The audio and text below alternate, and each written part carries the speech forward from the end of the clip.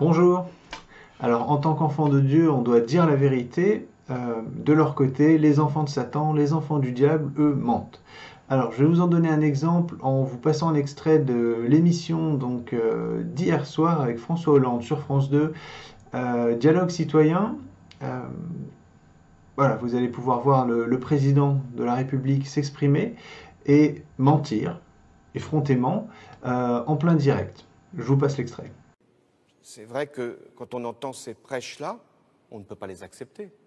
Et c'est la raison pour laquelle nous avons expulsé à peu près 80 prêcheurs de haine. Celui-là ne l'est pas en l'occurrence. Celui-là est Je crois qu'il ouvre bientôt une école coranique, si j'ai bien lu. Celui-là est français, ne peut pas être expulsé, mais son lieu de prière, je ne veux même pas utiliser ce mot, ce lieu de haine a été fermé. Son lieu de haine a été fermé. Donc apparemment non. Donc contrairement aux propos de François Hollande, la mosquée de Brest est toujours ouverte. Le président a affirmé jeudi soir sur le plateau de France 2 que l'imam controversé, je ne vais même pas dire son nom, ne prêchait plus dans la mosquée de Brest, qui elle-même aurait été fermée. Des propos démentis par le Centre culturel et islamique de Brest. Donc François Hollande ment, et c'est pas étonnant parce que comme les autres chefs d'État dans le monde, il obéit au diable. Il obéit au diable, je vais vous lire un extrait de la Bible. Vous avez pour père le diable et vous voulez accomplir les désirs de votre père.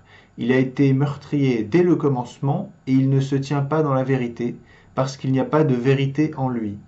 Lorsqu'il profère le mensonge, il parle de son propre fond, car il est menteur et le père du mensonge. Eh bien, c'est exactement voilà ce qui se passe avec nos élites, ceux qui servent Satan, qui lui obéissent.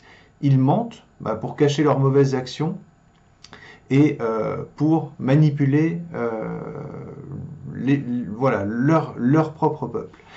Ça me fait penser à Nicolas Sarkozy. Je vais vous passer un extrait tout de suite, qui lors d'une entrevue avec Poutine a bu. Voilà, donc il était légèrement alcoolisé quand il est revenu en conférence de presse. Voilà, je vous passe l'extrait. Mesdames et messieurs, je vous demande de bien vouloir excuser mon retard, qui est dû à la longueur du dialogue que je viens d'avoir avec M. Poutine. Qu'est-ce que vous préférez, que je réponde aux questions? Alors, y a-t-il des questions? Allez-y. Oui.